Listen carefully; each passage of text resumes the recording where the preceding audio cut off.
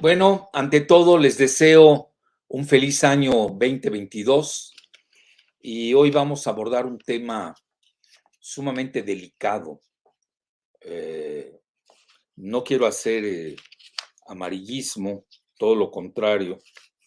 Mi postura va a ser en búsqueda de una salida diplomática entre Rusia y Estados Unidos sobre el contencioso de Ucrania, que es como que en Latinoamérica no le han dado la importancia que se merece, y en Estados Unidos relativamente, pero sí la prensa rusa ha estado muy prolija al respecto. Y, eh, y de entrada se los digo, en una guerra que puede ser nuclear entre Estados Unidos, bueno, seguramente va a ser nuclear, lo aceptan tanto eh, Putin como Biden, eh, nadie va a ganar, y lo han dicho ambos, es decir, el género humano es el que saldría perdiendo, por lo que ni siquiera hay que pensar en ello, la postura de México tiene que ser como la de nuestro insigne Premio Nobel de la Paz, Tarasco, lo digo con respeto, porque no era hablador como los otros cancilleres, ¿no? Tipo Goodman, toda esa fauna, ¿no? El Videgaray, que ni sabía nada, hágame el favor. Ahí lo pusieron de canciller. Era la época dorada de la Cancillería mexicana. Y don Alfonso García Robles, que fue canciller, curiosamente con, si no me equivoco, con el presidente Echeverría, pues obtuvo el Premio Nobel de la Paz compartido y yo tuve la fortuna de participar con él en un congreso en Copenhague, en Dinamarca. Yo fui como representante de la Federación Internacional de Médicos para la Prevención de la Guerra Nuclear, que obtuvo el Nobel de la Paz en 1985 y del que soy cofundador, aunque le duela a muchos, ni modo, se la van a tener que llevar como lápida. Bueno, entonces era un personaje extraordinario, lo recuerdo muy bien a don Alfonso, y él pues el motivo por el que se llevó el Premio Nobel de la Paz, que nadie se acuerda de eso en México, curiosamente me llama la atención, como que hay hubo sobre todo toda la fauna de Goodman, que era muy celoso y envidioso, boicotearon toda todas las enseñanzas de don Alfonso García Robles, que a él le debemos la primera zona libre de armas nucleares en un espacio habitado, y se llamó el Tratado de Tlatelolco. Bueno, ahí tienen ustedes, el tema de hoy será diálogo de Biden y Putin, y realmente se va a basar mucho en mi artículo de ayer en Bajo la Lupa de la Jornada, donde yo emito la hipótesis de que quizás estemos ante un Khrushchev en reversa de la crisis de los misiles en Cuba en 1962. Ahorita van a entender por qué es la razón que puse Khrushchev en reversa. Bueno, la siguiente, Giselita. Entonces les decía, yo voy a adoptar una postura de entrada, se los digo, a cartas abiertas, como en el póker, esa es la postura que debe ser de México y de cualquier país en el mundo que no esté implicado en la crisis entre Rusia y Estados Unidos. Nosotros debemos procurar que se dé un acuerdo que respete la soberanía de ambos países y en lugar de estar atizando el fuego y amarrando navajas, que además no nos va a llevar a nada. Vamos a ser perdedores y espectadores muy pasivos. Bueno, vean, me basé aquí, la BBC de Londres, ustedes saben, es del gobierno británico, muy sesgado por razones obvias, más ahora en la crisis de Ucrania, como que han estado atizando el gobierno de Boris Johnson el fuego, creyendo que Rusia va a ceder o que está blofeando. Yo creo que se equivocan en los dos casos. Pero de todas maneras les pongo cuál es a su juicio de ellos la crisis del 62 y la remontan hasta, me llamó la atención, hasta el 59 con la llegada de Fidel Castro al poder en Cuba. Y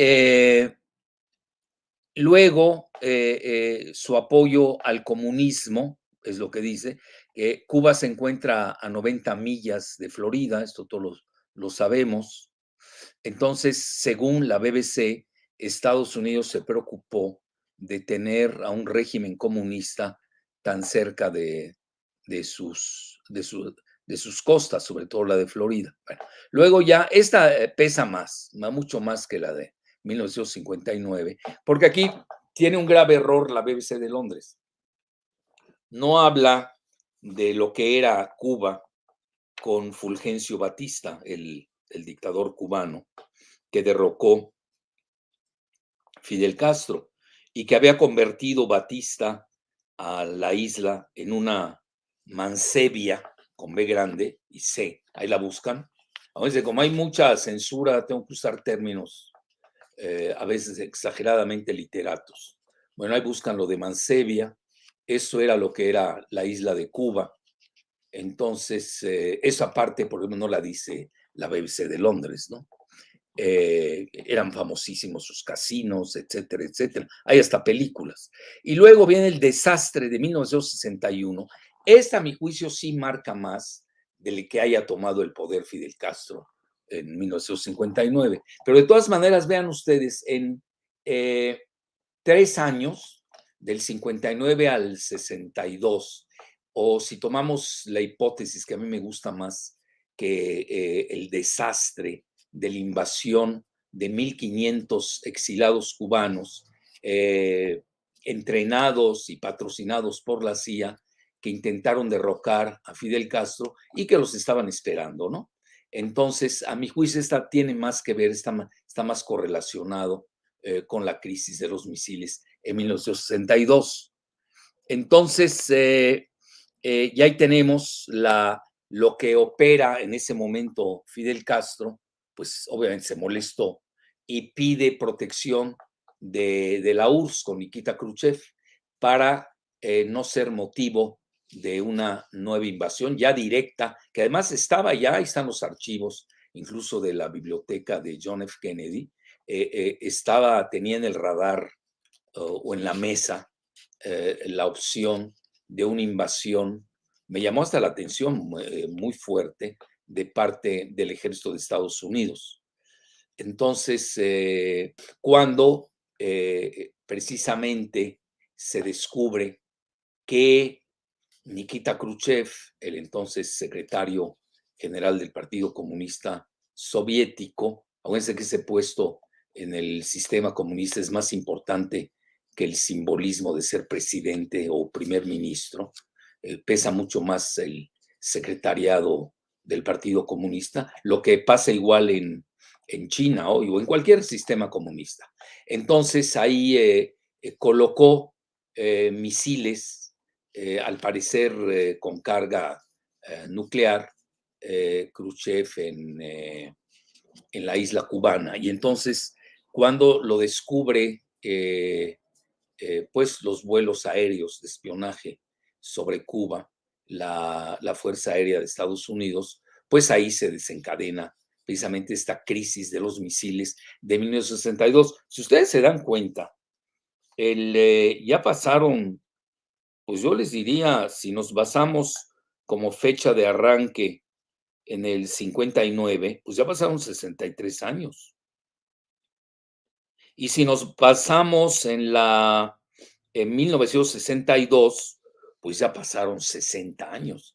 Y de nuevo regresa la crisis de los misiles, pero ya esta vez ya no es en Cuba, sino en Ucrania. ¿Por qué en Ucrania? Porque ahí está pretendiendo Estados Unidos y la OTAN, al menos es lo que se ha manejado, pretenden, primero que nada, incorporar a Ucrania a la OTAN, lo cual pues es línea roja para el zar Vladimir Putin, ya lo hemos abundado aquí demasiado.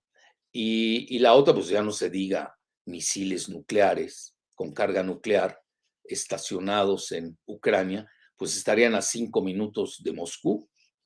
Entonces esto realmente es inadmisible para la parte rusa. Vean, yo ya les dije, yo no voy a amarrar navajas ni atizar fuego. Yo soy de la postura en que hay que incitar y ser catalizadores de una solución airosa y una salida diplomática. La siguiente, Giselita. Bueno, ahí tienen, ahí lo que les había dicho, el régimen de Batista, no tocan esto, ¿no? Que había convertido a Cuba en una mancebia. Luego vean, aquí viene algo interesante, porque vean, un año después de la crisis de los misiles en 62, pues casi exactamente un año después, fue asesinado el presidente Kennedy. ¿Tendrá relación? No lo sé, porque hasta ahora no se sabe qué ha pasado con ese caso de Kennedy. Bueno, ni en México se sabe todavía el caso Colosio, para no ahondar más. Y luego se da la eyección o la defenestración de Khrushchev en octubre de 1964, 2 años después de la crisis de los misiles. Quiere decir que los dos protagonistas que al final de cuentas resolvieron, a mi juicio, satisfactoriamente la crisis de los misiles. Uno, Kennedy, fue asesinado un año después y Khrushchev fue defenestrado de su puesto. Molestó en el Kremlin la postura de Khrushchev, porque ahí, ¿qué fue? Se dio un quid pro quo, es decir, retiró los misiles la URSS de la isla de Cuba y a cambio también Estados Unidos retiró los misiles Júpiter de Turquía, que ustedes saben, pues es frontera hoy en el Mar Negro, tanto de Ucrania como de la hoy nueva Rusia. Bueno, ahí lo tienen ustedes. Y por eso yo manejo lo de la cuestión de Khrushchev en reversa, nada más que hoy no se da en Cuba, se está dando en Ucrania, y el actor principal es, en lugar de ser Khrushchev, pues es Biden, y el Kennedy, pues sería hoy Putin. Y curiosamente su aplicación en imagen de espejo en Ucrania 60 años después. Es decir, si ustedes se dan cuenta, pues no se ha resuelto. Bueno, la siguiente. Y vean, obviamente yo me puse a buscar en mis datos personales, pues hay mucha literatura, ¿no? Y aquí, esta parte, por ejemplo, no lo maneja la BBC. Cuando se da el desastre de la invasión de 1.500 cubanos exilados para invadir a la isla, en la operación esta de Bahía de Cochinos, así se le conoció, pues ya 400 agentes o funcionarios de la CIA estaban trabajando en un proyecto desde 1961, es decir, un año antes de la crisis de los misiles, en una operación que se llama, y se los recomiendo, ahí tiene este libro, se llama Dateline Havana, y dice The Real Story of the US Policy and the Future of Cuba. Y esto lo escriben Stephen Kinzer y Rhys Ehrlich en 2008. Vean, no hay que comprar mucho las hipótesis que han emergido. Yo lo que les sugiero es que las vean y ustedes sopesen al final del día. Yo esta la puse porque es el punto de vista de un sector crítico en Estados Unidos. Y esto se llamaba la Operación Mongoose. Ahí está, Operación Mongoose, que inicia en noviembre de 1961. Y esto lo hacen precisamente para paliar el desastre de Bahía de Cochinos. Sí, pero luego eso también orilla a que el comandante Fidel Castro pues pida la protección de la URSS en ese momento, que colocó Nikita Khrushchev a varios misiles, que realmente ahí hasta se equivocan los espías, porque acabo de leer algo al respecto, habían 162 misiles y nada más detectaron algunos cuantos, para que vean lo peligroso a veces a lo que se desencadena. Aquí lo que ustedes, a mi juicio, habría que seguir es el hilo, es decir, qué se detonó y qué siguió. Y por fortuna, pues al final se pusieron de acuerdo. Incluso hubieron dos consecuencias, pues yo diría saludables. Una es que el Kremlin y la Casa Blanca optaron por tener un hotline, lo que podríamos llamar un teléfono rojo de comunicación directa, porque si algo falló fue la comunicación. Es decir, no había muy buena comunicación. Bueno, hay varios datos. Imagínense, yo he seguido esto desde hace años, ha sido uno de mis temas. Y de entrada les digo, cuando a mí me invitó el comandante Fidel Castro a cenar, que duramos, no sé, 10 horas, 12 horas, ya ni me acuerdo. Bueno, ya estoy pidiendo la grabación de esa histórica charla, bueno, histórica para mí, porque imagínense estar con una personalidad del tamaño de Fidel Castro, pues no se da a diario. Y le pregunté sobre la crisis de los misiles en 1962. Nada más que, pues sí se las debo, ¿eh? No les puedo decir ahorita que me dijo al respecto, pero ya cuando saque yo cuando ya tenga la grabación completa y saque, pues eso, así se va a llamar quizás el libro, mi cena inolvidable con el comandante Fidel Castro, que sí les digo, a mí si algo me quedó de esa cena, ayer lo estaba comentando yo con unos amigos míos de Barranquilla, Colombia, con los que cené, era de que tenía una gran cultura, así, prodigiosa. Manejaba un español, un castellano, fuera de serie. A mí, cuando salí, ya ve que uno decanta, bueno, ¿qué me quedó de Fidel Castro después de esa larga cena? Pues me quedó de que había estado yo, si no hubiera sido el líder de la revolución cubana, eh, pues hubiera sido un extraordinario abogado. O es que él también estudió leyes, bueno, primero estudió con los jesuitas en Cuba, pero luego estudió leyes en, eh, en Nueva York, si no me equivoco, bueno, etcétera. Ya tendremos tiempo especial para ellos. No me quiero desviar de de este enfoque de la crisis de los misiles de 1962, pero hay que leerla bien, hay que regresar a ella, porque yo ahora traigo la hipótesis, ya se los dije, de Khrushchev en reversa. Bueno, la siguiente, Giselita, nos vamos a ir más rápido ahorita. Vean, ahí está, esta es la operación Mongoose, Operation Mongoose. Ahí están, son eh, los documentos desclasificados, aquellos que lo quieran ver y tengan tiempo, y son aquí tres páginas, pues ya lo podrán buscar. Sí vale la pena, ¿eh? Bueno, la siguiente, pero no me puedo detener yo en eso. Y luego vean, hay otro libro que escribió Lars Schultz, que se llama That Infernal Little Cuban Republic, y Estados Unidos y la Revolución Cubana, todo lo que pasó entre ellos. Vean la imagen acá. Y aquí hay que decirlo, precisamente en relación a Operation Mongoose, que en noviembre, 6 meses después del desastre de la Bahía de Cochinos, Kennedy autorizó el programa de acción encubierta de la CIA que se llama Operation Mongoose, y quien estuvo a cargo de ella fue un general de la Fuerza Aérea, Edward Lansdale, que era especialista, ojo, de guerra psicológica en la CIA. La siguiente, Giselita. Bueno, ahí tienen ustedes, esto es, vean, yo a propósito lo puse, aquí hago un paréntesis.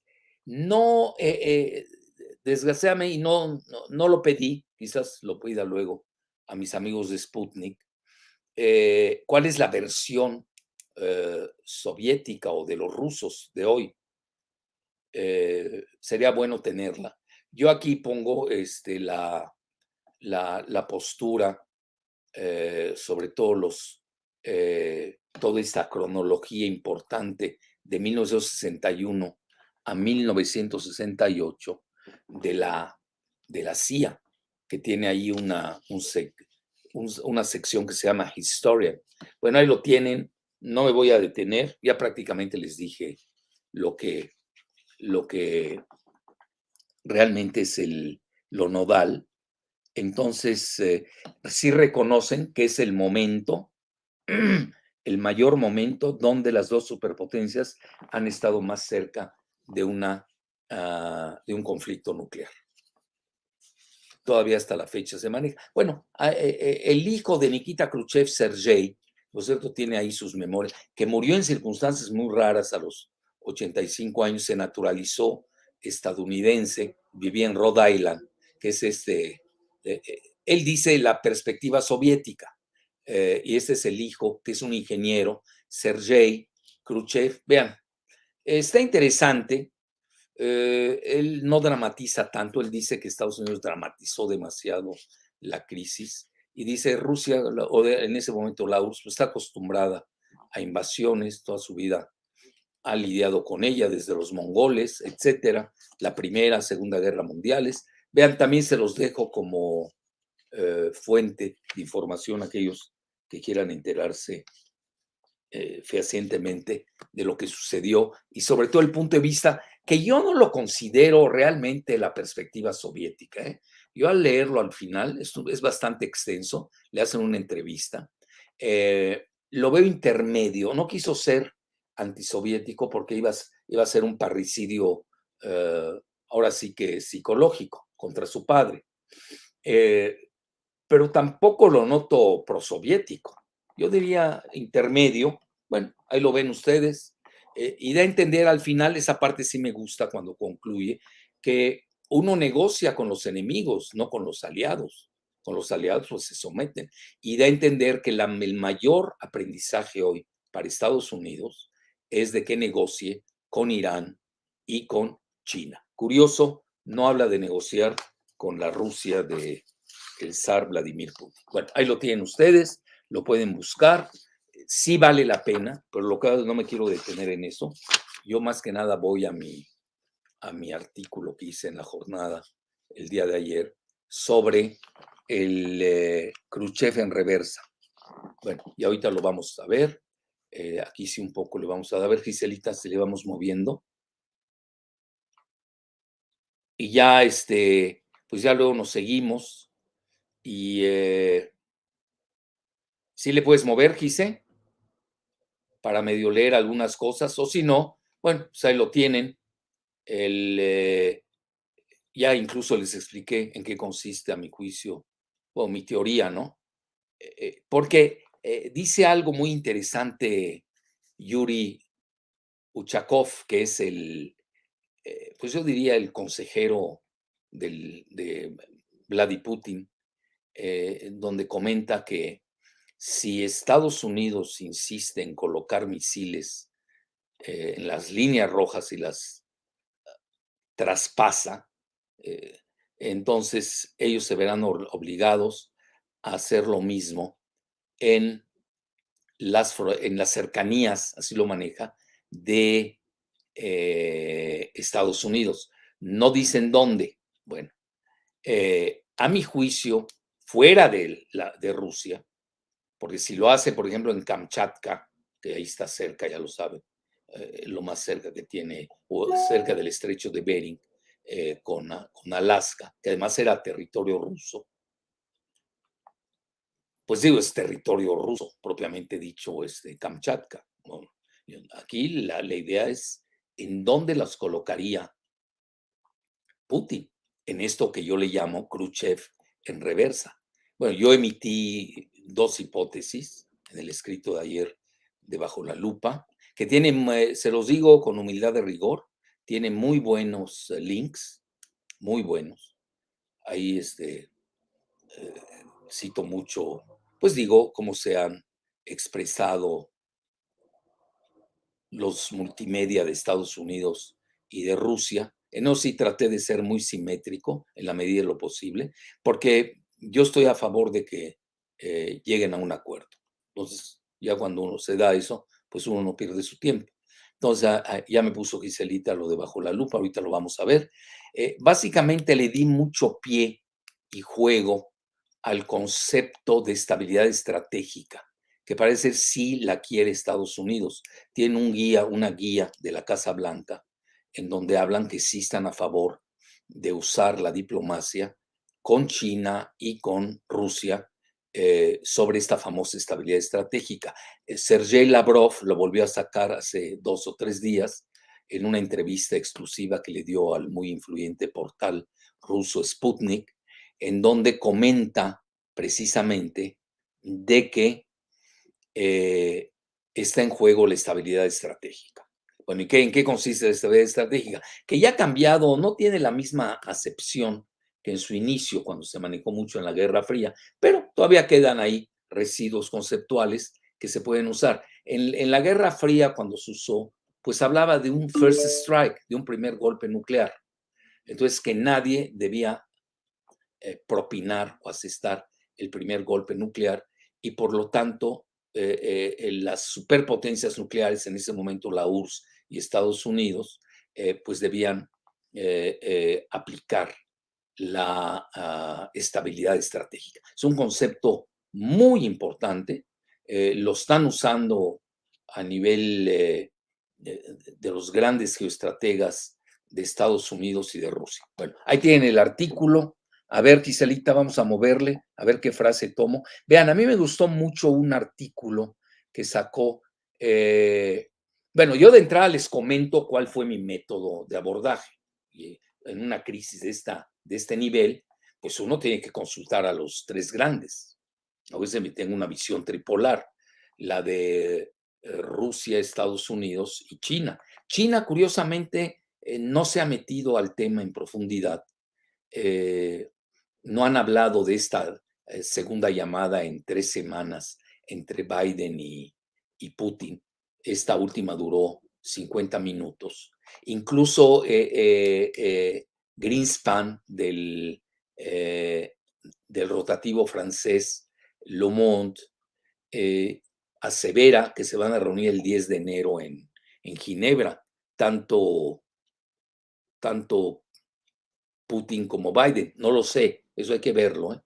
Como que muy pocos han manejado eso de esta reunión, pero sí van a haber otras el 12 y el 13. Una va a ser en Bruselas. Ya saben, primero de Rusia con Estados Unidos, va a ser el 10 de enero. La segunda va a ser en Bruselas con la OTAN. Bueno, la OTAN es un instrumento de Estados Unidos, tampoco hay que perder mucho tiempo. Y la tercera va a ser con este grupo de seguridad europea que se llama la OSCE, que va a ser también con Rusia. Entonces, ahí tienen ustedes. La siguiente, Giselita, a ver abajo que viene. En Ginebra van a ser las 2 reuniones, ¿no? Hay que recordar que en la crisis de los misiles 62 se habían reunido Khrushchev con Kennedy en Viena. Eso es importante. Bueno, a ver, síguele subiendo, Gisela. Ya hablé lo de, ahí está, este es Emmanuel Greenspan. Se me hizo, obviamente él es europeo, es francés, pues tiene que pensar como europeo. No le vamos a pedir que cese de hacerlo, pero se me hizo muy equilibrado para ser europeo. Y precisamente comenta de que Estados Unidos, por primera vez, cito, en 2 ocasiones consecutivas, envió un avión de guerra electrónico, así sí, y de espionaje, se llama el J-STARS, arriba de Ucrania con el fin de recolectar datos de los movimientos del ejército ruso. Vean, yo de esto, del ejército ruso, vean, he leído de todo, desde 50,000 soldados hasta 150,000 y otros exageran hasta 200,000. Ayer, por ejemplo, leí en Daily Mail que nada más eran 85,000, cuando Daily Mail, que ustedes saben, rotativo británico, había casi prácticamente dicho que eran más de 150,000. Bueno, esto no es serio, ¿no? Digo, que tener bien el número, porque no es lo mismo, oiga, entre 85,000 y 150,000, estamos hablando de pues, 65,000 soldados de diferencia. Pues, oigan, es casi la Guardia Nacional de México. Digo, por eso en esto sí se requiere mucha seriedad y como son temas tan delicados, tan geoestratégicos, son de alta especialidad y a veces lo retoman los medios amarillistas y le dan un vuelco que para qué les cuento, bueno, ya prácticamente es como si estuviéramos leyendo el Universal y el Reforma, estuvieran hablando de este tema, pues ya estaríamos, seguramente ya pasó la Tercera Guerra Mundial y ya no hay humanidad. Yo no sé para qué seguirían entonces publicando, ¿no? Si ven el sarcasmo con el que lo estoy diciendo, ¿no? Es decir, hay temas que sí son muy delicados y de alta especialidad, es lo que quiero dejar más que nada. Bueno, ahí lo tienen ustedes. Dice Emmanuel Greenspan, se escribe diferente al Greenspan, ya saben, de Estados Unidos, que fue de la Reserva Federal, y comento que él interpreta que Rusia, cito, obtuvo una concesión de Estados Unidos, cierro la cita, ya que, abro la cita, Washington no tiene la intención de desplegar misiles en el territorio de Ucrania.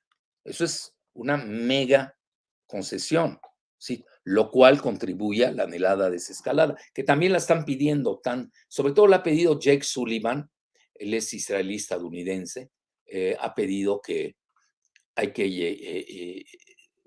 llegar a una desescalada para negociar ya sin la espada de Damocles sobre la cabeza, ¿no? Bueno, y ya yo me voy a seguir, a ver. Y aquí vean, eso es importante, ¿eh?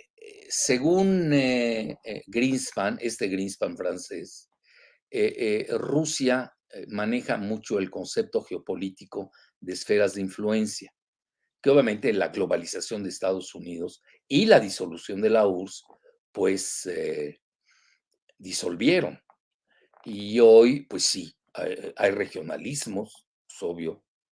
El TEMEC de México con Estados Unidos y Canadá es un regionalismo, es una esfera de influencia, nos guste o no, de facto, nada más de carácter geoeconómico. La pertenencia de México al Comando Norte es también una esfera de influencia. Yo no sé por qué en Europa brincan con ese término, se usa, ¿no? La doctrina Monroe y su neo-monroísmo es una esfera de influencia. Bueno, entonces, y luego comenta y dice, Putin y su círculo cercano consideran que Kiev perdió su soberanía y recibe órdenes de la Embajada de Estados Unidos. Cierro las. Y yo pregunto, ¿y a poco no? Pues digo, eso no es ningún secreto, ¿no? Y lo más interesante es que este Greenspan eh, rememora un extracto de un artículo que escribió Vladimir Putin en julio pasado, y cito, poco a poco, Ucrania es llevada a un juego geopolítico peligroso, cuyo objetivo es hacer de Ucrania una barrera entre Europa y Rusia, una anti-Rusia que nunca aceptaremos. Conste que estoy citando a un rotativo francés, a un gran articulista francés. Si no estoy citando, ustedes todavía no cito así. Bueno, él porque lo cita al zar Vladimir Putin, pero yo no me he puesto a citar a la parte rusa, que yo los veo constructivos, aunque por ahí se habla de que lanzaron un ultimátum, no hay tal, el mismo zar Vladimir Putin comentó que no era un ultimátum, sino que era una postura ya para negociar con garantías escritas, cosa que no hizo Gorbachev esta vez, para precisamente respetar las líneas rojas de Rusia. Bueno, entonces, y pregunto yo, a ver, esta es la parte importante, ¿no? Advirtió a su homólogo estadounidense, Putin, que Rusia imitaría a Estados Unidos, escuchen bien, imitaría, colocando misiles ofensivos cerca de sus fronteras. Y yo pregunto, bueno, ¿y dónde sería esto? Entonces, aquí emito dos hipótesis. Una puede ser, en estos momentos yo no veo que Cuba y Venezuela, dadas las circunstancias ahora, pues sean como las bases de la instalación de las armas hipersónicas de de Rusia, sobre todo el Vanguard y el Cheslin, creo que se llama, sí, o Jaslin, ¿cómo se llama? Bueno, hay alguien que me lo recuerde. Y entonces la otra es, a mi juicio, puede ser Nicaragua. ¿Por qué? Porque Estados Unidos tiene una política muy hostil con Nicaragua. Nicaragua acaba de romper relaciones con Taiwán y reanudó las relaciones con China. Cuidado, ¿eh? Es decir, Nicaragua en esos momentos se vuelve, a mi juicio, un foco relevante geoestratégico, pues lo que fue la Nicaragua en la época de los sandinistas, hoy con el presidente Ortega, y se vuelve un punto muy importante porque tiene excelentes relaciones con Rusia y con China, y desgraciadamente no, bueno, Biden ha sido muy hostil al, al, al régimen pues sandinista, porque todavía hasta donde me quedé, Ortega sigue siendo sandinista, ¿no? Y entonces ahí es donde yo opero la tesis de Khrushchev en reversa. Pero también comento la réplica ajedrecista. Acuérdense que Putin juega al ajedrez, es muy bueno. Y además al judo, todo se le resbala y te devuelve el golpe para prácticamente aniquilarte. Se puede gestar simultáneamente en los tres países aludidos con el fin de obligar a Estados Unidos y a la OTAN a retirar sus misiles nucleares de los casi 2.000 kilómetros de frontera de Ucrania con Rusia y a solo 5 minutos de Moscú. Bueno, ahí lo tienen. Entonces yo, vean, aquí comento que lo mejor sería evitar llegar a una ominosa escalada que emule el modelo de Khrushchev en reversa. Bueno, pues yo creo que ya acabamos prácticamente. A ver, Giselita, ¿tenemos más? Ya para dar pie a preguntas y respuestas. Ya, pues ya, por lo que veo. A ver qué dices. Bueno, ya hablé de esto, el concepto nuclear del first strike, el primer golpe, que dio pie a esta. Es un tópico muy relevante hoy, de alta especialidad, la estabilidad estratégica. Yo hice 2 artículos al respecto en Sputnik. A ver, Giselita, ahí está, uno, Guía de Seguridad Nacional de Estados Unidos, el diálogo con Rusia y China, vean cuándo se escribió, fue el 9/8 de este año. Fue actualizado. Bueno, yo lo escribí en marzo de este año, pero lo actualizaron. Se ve que ha gustado, pues les agradezco.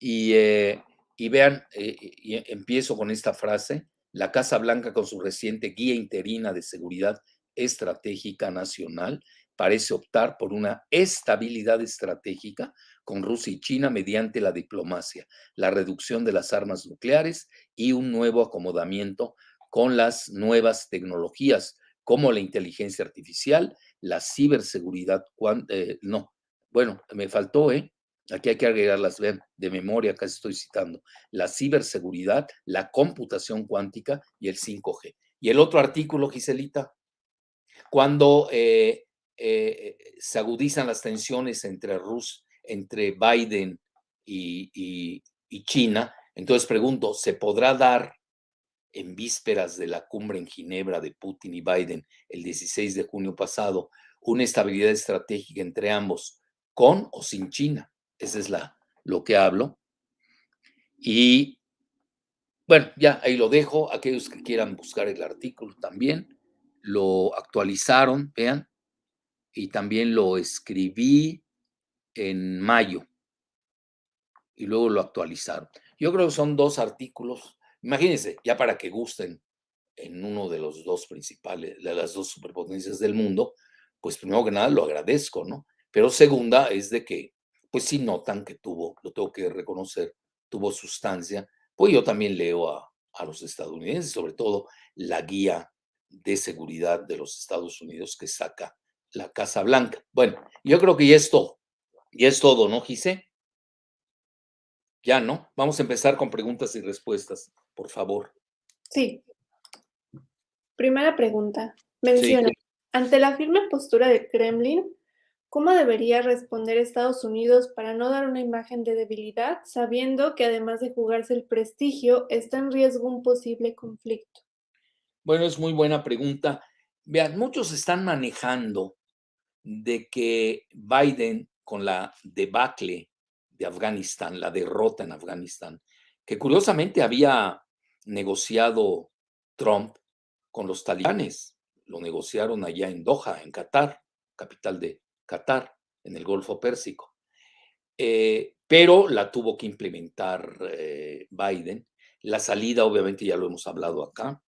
eh, Incluso ahora que estamos viendo, lo cual tengo que agradecer públicamente los casi 14 millones que tuvimos de vistas durante todo el año en YouTube, lo cual pues lo agradezco, nunca me esperaba a tanta difusión. Eh, el que más tuvo likes, ¿no? Así le llaman hoy, fue todo lo que manejé de Afganistán. Pues sí, fue muy original, lo tengo que reconocer. Es una región que yo manejo desde hace 50 años, no es nueva. Entonces, y uno puede llegar unos 5 para las 12 creyéndose geopolítico, ni saben dónde está Afganistán para empezar. Bueno, entonces, en resumen, lo que yo les dijera en relación a esta pregunta excelente que me acaban de hacer, mucho se maneja que Estados Unidos está buscando una guerra. Es una hipótesis que se ha manejado para resarcirse de su mala imagen militar que tuvo en Afganistán. Bueno, vean, una guerra con Rusia y China son palabras mayores. Estamos en una tercera guerra mundial. No, a nadie le conviene. Entonces, pero no hay que perder de vista que ahora que las negociaciones están con Irán, también se está manejando mucho en la prensa del Medio Oriente, que ya saben, yo literalmente la barro, así, de barrer, la escaneo, ¿no? Para decir un término más elegante. Eh, Puede ser que Estados Unidos sea incitado a librar una guerra, pero ya no con Rusia y con China, sino con Irán, que aparentemente para ellos, para sus estrategias es mucho más sencillo. Yo no me aventuraría tampoco una guerra de ese tamaño, cuando pues, lo más sencillo ahí es regresar al statu quo ante a la negociación que ya se había dado del acuerdo del contencioso nuclear iraní. Yo no sé por qué no regresan a ello. Entonces ahora le quieren sumar la cuestión de los misiles iraníes que no venían en el acuerdo, que se hizo, ya recuerdan ustedes, del 5+1, ¿no? Los 5 miembros del Consejo de Seguridad, más Alemania, por eso le llaman +1, y en relación a Irán, que dio éxito, tuvo pues, muy bueno ese acuerdo. Claro, a los duros no les gustó, pero así es esto, siempre va a quedar uno mal con alguien. O quedas bien con las palomas, o quedas mal con los duros, o viceversa. Bueno, esa sería mi respuesta. La siguiente, Giselita. Siguiente pregunta. Doctor Jalife, ¿qué pueden negociar o qué quieren de Rusia para cancelar los misiles en Ucrania? Y muy similar a esta, doctor Jalife, ¿qué le pedirá Estados Unidos a Rusia a cambio de no incorporar a Ucrania a la OTAN? Bueno, el quid pro quo famoso, aquí tiene que haber yo creo que Rusia sería generosa si le quitasen el, el proyecto de no colocar a Ucrania en la OTAN y tampoco colocar misiles, ¿no? Pues es la línea roja, sería para Rusia, Ucrania, hay que conocer bien la historia de los países. Ucrania es un asunto existencial. Incluso la Rusia moderna, o le quieren llamar soviética, o zarista, como quieran poner, su origen es en Kiev, es la madre rusa, Kiev, que es la capital hoy de, de Ucrania. Entonces hay lazos muy fuertes. Luego se dividieron, lo entendemos. Hay una parte rusófila muy fuerte y rusófona, que es la de Donetsk y Lugansk, o el Donbass, como se conoce. Es la parte oriental de de Ucrania. Y la parte occidental, pues nos guste o no, sí se ha literalmente occidentalizado.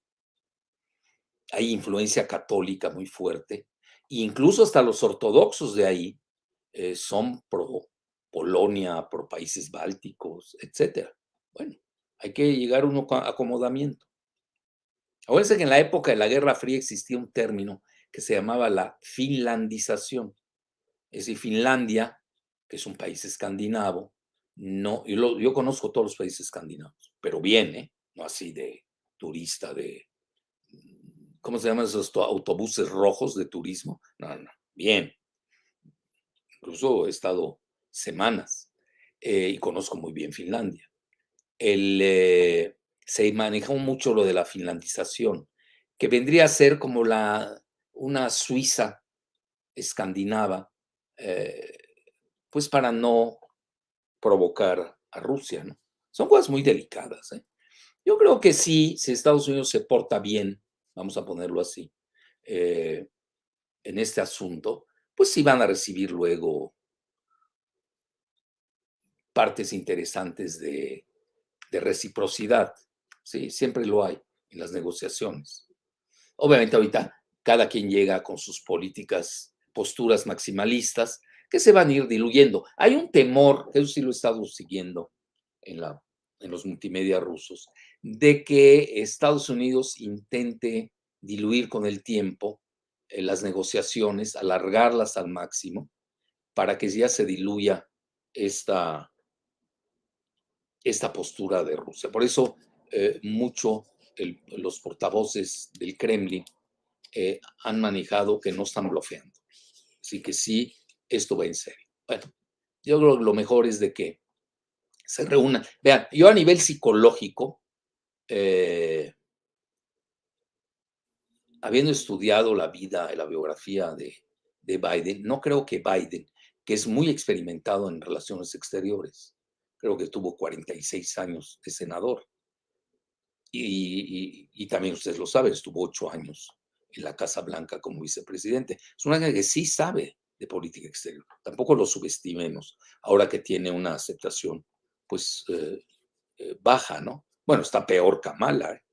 Ahora acaba de salir una encuesta de Kamala, que no me da gusto tampoco, pero es la realidad, de que si se lanza la presidencia como lo está empujando, la están empujando los circuitos de Wall Street y de Hollywood y de Silicon Valley, que son sus aliados, abierto. Eso yo lo he demostrado en un reciente artículo de Sputnik. Ya saben, ahí yo escribo una vez por semana. A veces sale jueves, a veces sale viernes. Pues digo, imagínense, 10% de aceptación como candidata a la presidencia. Pues le van a regalar la presidencia a los republicanos. Entonces sí ha jalado, sí ha infectado y afectado a Biden. Pero Biden es una persona, si uno lee bien su vida, independientemente de que todos los mandatarios tienen sus agujeros negros, acuérdense que él pierde a su primera esposa y una hija en un accidente que le afectó y luego hasta la fecha no ha podido superar la muerte de su hijo Bo, que participó en la guerra de Irak y que murió de cáncer terminal. Que obviamente hoy el hijo que le queda es Hunter, ¿no? Bueno, no me voy a meter más a eso, pero ustedes viéndolo, no creo que sea una persona dispuesta a apretar el botón nuclear. Entonces hay que también nuestros amigos rusos deben darle una ambientación idónea para no llevarlo a, como alguien hizo la pregunta, y muy buena pregunta también esta segunda, no orillarlo a, pues encajonarlo, ¿no? Como se llama, o encapsularlo, que no sería conveniente. Es decir, hay que saber negociar también, cuándo estirar y cuándo aflojar. Es todo un arte. Vean, incluso yo me acuerdo, llevé un curso, ya no sé si cómo lo hice, en Harvard, lo de resolución de conflictos. Pues ojalá que lo apliquen. Y vean, este tema de la crisis de misiles de 1962, existe mucha literatura, mucha al respecto. A grado tal que recuerdo muy bien esto, porque a mí siempre me llamó la atención esa crisis. Y vean, ya pasaron casi 60 años, ¿no? Eh, Se reunían Grómico, el que era canciller, o el hijo, ya no recuerdo, el hijo de Khrushchev, Robert McNamara o alguien que estuvo ahí de parte del presidente Kennedy, y veían, bueno, hay que estudiar bien qué sucedió durante esa crisis. Ya ven, hasta hay una película, mis alumnos en geopolítica la ven, sesgada, obviamente, pues es Hollywood, que le van a hacer propaganda a los rusos, o sea, ahí los rusos malos, ¿no? Bueno, yo siempre les digo, bueno, véanla, pero sean críticos. A veces hay que ver las cosas al revés, pero hay que ver el punto de vista que la hace este Costner, ¿no? Este famoso actor Costner, Kevin Costner creo que se llama, y los famosos 13 días que duró la crisis de los misiles en, en Cuba y que pues hasta la fecha sigue derramando tinta para ver dónde estuvieron las fallas en la negociación y que al final del día pues sí tuvieron dos desenlaces, yo diría, aparte del conocido, ¿no? Del desmantelamiento de los misiles en Cuba y también del desmantelamiento de los misiles Júpiter en Turquía, que esta parte casi no se dice. Entonces, hay que ver eso, ¿no? A ver qué me están diciendo. Juguetes, ¿qué? Coleccionables. Es porque en Turquía iban a poner misiles, no, ya estaban. Tenían las rodeos, no, no los iban a poner, ya estaban los misiles. Y Khrushchev en respuesta amenazó con poner otros en Cuba. No, no va así, ¿eh? Realmente Fidel Castro pide la protección de, bueno, al menos son los documentos que yo leí, ¿eh? Si alguien tiene otra versión documentada, pues adelante. Porque sabía que la iban a invadir con la operación Mongoose. Eso es más, está más relacionado. Bueno, muy bien. Seguimos, por favor, ¿cuál es el nombre de la película del Cristo? ¿Cuál es, Giselita? Porque tú eres la que me ayudas a darles. Es de Elías Cruz. Es muy buena la película, pero léanla con espíritu cartesiano, crítico, constructivo. Pero vale la pena, ¿eh? Fueron 13 días. ¿Te acuerdas? Era de Kevin Costner, ¿no? Ujú. ¿Y cómo se llama la película? Así se llama, 13 días. Ah, 13 días. Mira, ahí está. Ahí lo tiene. Bueno, otra pregunta y ya. A las 6 nos vamos, ¿no? Ok, 5 minutos más o 7. siguiente Te voy a pregunta. dar rápido con las preguntas. ¿Tienes muchas o pocas? Sí, hay varias. Están de vacaciones todavía nuestros amigos y seguidores. Este año voy a bajar, creo, a 1 millón de los 14. A ver, Siguiente pregunta. Doctor, ¿considera que Estados Unidos está presionando con esta situación a Rusia para acercarla a ellos y disminuir su alianza con China? Y ya, ligado a esto, sí, se ha manejado mucho eso de que puede, ya lo saben, nosotros también lo hemos manejado, que, bueno, incluso yo he ido hasta más lejos, siendo eurocéntrico y siendo eurófilo y eurófono y francófono, etcétera, todo lo que le sigue. Pues yo toda mi formación de secundaria y prepa fue con los hermanos lasallistas de Beirut, a quienes aprecio mucho. Y bueno, iba a decir algo, pero no, ya me salto esa parte. El, mucho se habla, bueno, incluso lo da a entender Emmanuel Grinsman ahora en su artículo de Lomo, que lo que se intenta es marginalizar a Europa. Mm. Bueno, ahí están los acuerdos Minsk. Yo creo ahí hay una salida interesante europea. Ni Estados Unidos no participó, pero obviamente como ya se llevan los dos grandes, Estados Unidos y Rusia, pues ya los demás, con todo el respeto, ya no existen, ¿no? Ya ven aquel dicho famoso, ¿no? Cuando conoces al dueño del circo, pues no pierdes tu tiempo con los payasos, ¿no? Eso es igual acá. Hay una, desgraciadamente o no, hay una jerarquía en las relaciones internacionales, sobre todo en geoestrategia. Hay tres grandes, nos gusta o no, que son Rusia, no lo dije en orden, Estados Unidos y China. Ahora, sí se ha manejado mucho, incluso el presidente Putin lo ha dicho, que lo están intentando seducirlo, ¿no? Bueno, ya lo había manejado Kissinger, un G2. Acuérdense que Kissinger hizo un G2 de China y Estados Unidos contra la URSS y le dio resultados. Y ahora él optó por ahora sí, la reversa, esto usa mucho el término, de un G2 de Rusia con Estados Unidos contra China. Bueno, hagan ustedes sus cálculos. ¿Qué le tienen que dar a Rusia para dejar su complementariedad estratégica con China? ¿Qué le van a dar? Pues mínimo Europa. Bueno, no me gusta decirlo, ¿eh? Si alguien en serio es europeo, es un servidor. Yo hice mi internado en París, imagínense. Soy un mega proeuropeo. Y mi padre me enseñó a ser golista. Desde pequeño me hacía leer las memorias del general de Gaulle. Entonces, yo estoy muy imbuido del pensamiento francés, lo cual no quiere decir que no me caiga bien Mélenchon, me cae mega bien Mélenchon, pero no es hoy un candidato vendible en la Francia moderna. Y el golismo, pues sí ha desaparecido, lo tengo que aceptar. El último golista, que además no era tan golista, fue Sarkozy, bueno, etcétera. Entonces, a lo que quiero llegar es de que también Brzezinski, antes de morir, manejó el G2, que eso es mucho de los demócratas. Fíjense que también pesan mucho los pensadores republicanos y demócratas. Kissinger, pues, ustedes lo saben, pues fue asesor de varios presidentes republicanos. Y Brzezinski, pues lo fue de Jimmy Carter y siempre fue asesor, bueno, yo diría íntimo, tangencial de Obama, Brzezinski. Y él estaba a favor de un G2 de Estados Unidos y China contra Rusia. ¿Por qué? Porque Brzezinski, pues acuérdense, era de origen polaco, canadiense, estadounidense, y era rusófobo a ultranza, así tipo George Soros.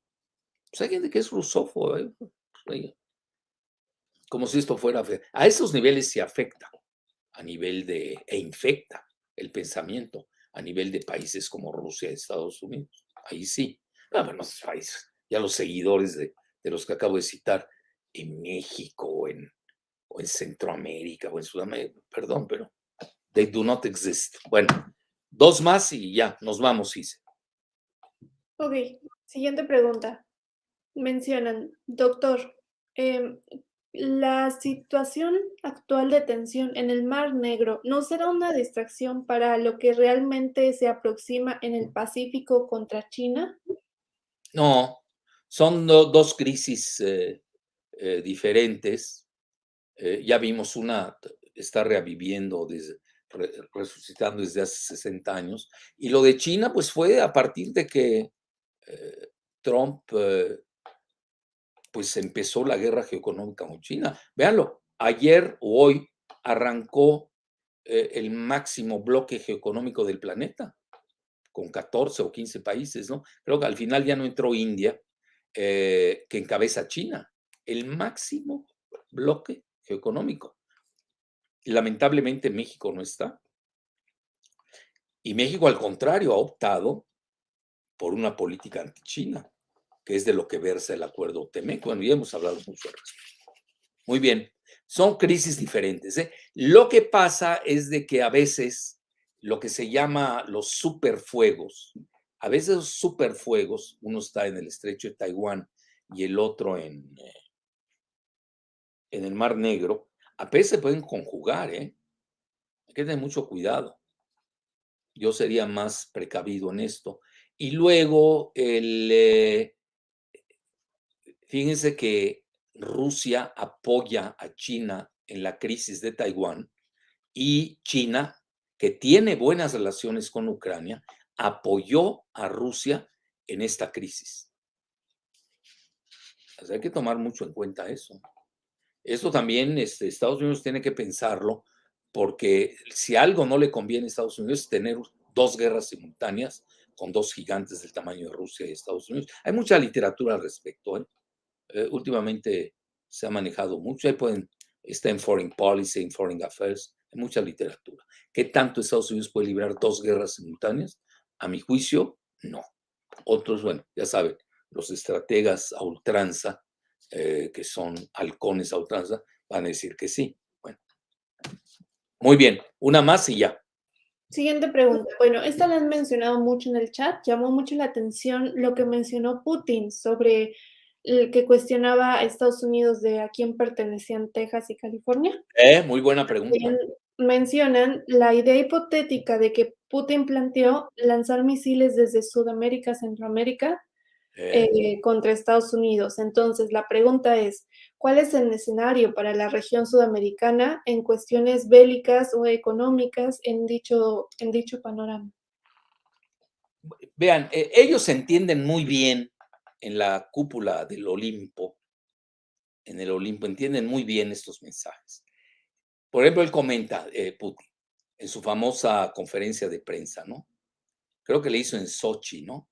Que ustedes saben, pertenecía a Georgia, y cuando Saakashvili comete el gravísimo error de invadir a Osetia del Norte desde Osetia del Sur, pues lo estaban esperando.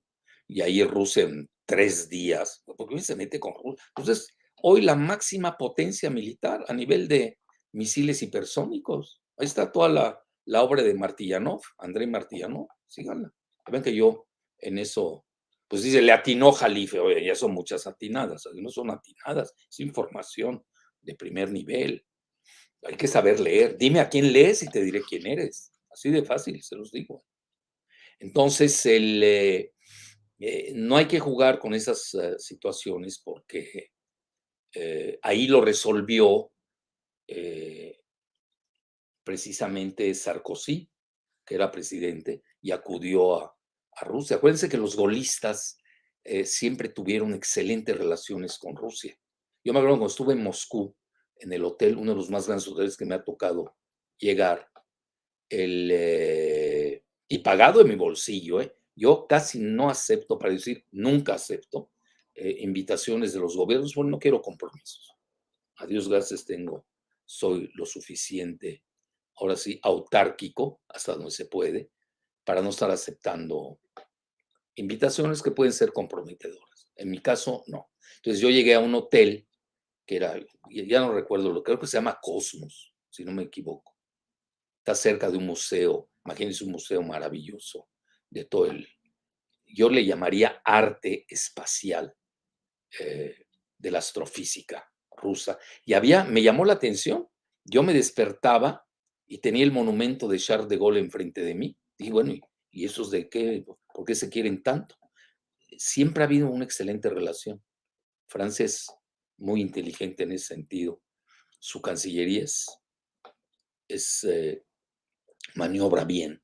Bueno, conocen, son de primer nivel, ¿no? Y es la única potencia, ustedes lo saben, nuclear de la Unión Europea. Sí, ellos sí saben qué significa una guerra nuclear.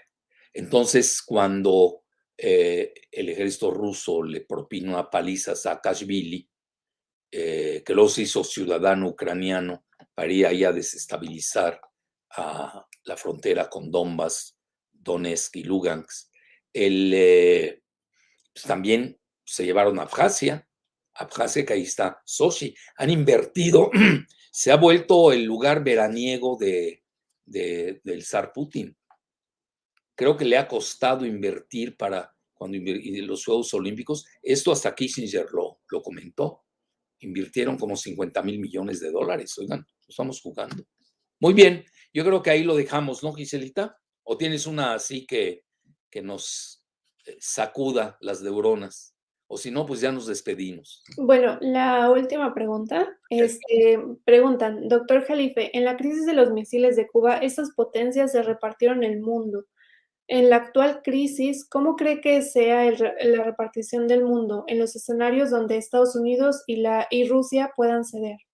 Bueno, muy buena pregunta también. Sí, ya estaba repartido el mundo, ¿eh? ya, por ejemplo, la crisis de Berlín, que nadie habla de ella. Incluso el hijo de Khrushchev, Sergei, el ingeniero, habla de ello. Le dice, él mismo lo comenta. Oigan, la de Berlín estuvo igual de difícil que la crisis de los misiles de 62. Pero como la crisis de los misiles de 62 como que ha capturado la imaginación global. Esta crisis de Ucrania, será porque Cuba, pues todo lo que significa Cuba para los latinoamericanos, ¿no? Sobre todo, y para Estados Unidos, ahí la tiene a 90 millas de Florida, como que la crisis de Ucrania la estamos viendo demasiado lejos. Por eso no ha capturado. Yo no he visto así algo en Latinoamérica que estén preocupados, ¿eh? Y a ver qué me dicen aquí. Ese es el tema. Y pues ya de hecho había un reparto. Estábamos viendo la bipolaridad. El mundo, el bloque soviético, con su pacto de Varsovia, y el bloque occidental, la OTAN y otros países aliados a la OTAN y Estados Unidos. Hoy, vean, yo mi muy humilde opinión, sí estamos yendo a las esferas de influencia. El mundo tripolar, si es que tiene un corolario a nivel de las esferas de influencia, se está dando a nivel geoeconómico. Eso queda más claro. Y posteriormente quizás se refleje a nivel geopolítico. Con México es muy claro. Aquí no hay pérdida de tiempo. Por eso todos aquellos que dicen que Andrés Manuel es Chávez, bueno, son una bola de ignorantes. Que se sigan vendiendo paletas en Oxxo ya. Esos empresaritos ahí que son muy incultos. Hay que educarlos, tienen que educarse. O que tengan asesores. Si no van a estar como los asesores del INE, que no sirven para nada. Una bola de zánganos. 164 asesores que no sirven para nada. No le dijeron al Murayama en el lío que se estaba metiendo. Iban a ir a dar a la cárcel. Andrés se ha mostrado magnánime con ellos. Pero a la cárcel iban a dar. Pues, ¿cómo? Un desacato a órdenes de la Suprema Corte de Justicia y luego del Tribunal Electoral, bueno, etcétera. No me quiero, ya ven que ya hemos abundado esto al respecto. Entonces, sí, en México es muy clara la pertenencia al TEMEC y al Comando Norte. Yo, como le doy clase de geopolítica a los militares, pues también me entero, hablo con ellos. Y a la Armada también. Entonces, hoy sí veo eso a nivel geoeconómico, sí está muy claro. Por ejemplo, Rusia tiene su Unión Económica Euroasiática, todavía no toma el vigor que debería tener. Vean a China, incorporó a 10 países del ASEAN, el bloque de 10 países del sudeste asiático, más Japón, Sudcorea, China, estamos hablando de 13, y aunque no lo crean, ahí están dos del AUKUS, ahí están, Nueva Zelanda no está, pero sí está Australia, para que vean que también hay que tener un enfoque geoeconómico, no todo es geopolítica, también hay geoeconomía. Obviamente van de la mano, son paralelas. Al final del día estamos hablando de una gran geoestrategia. Bueno, hasta la próxima.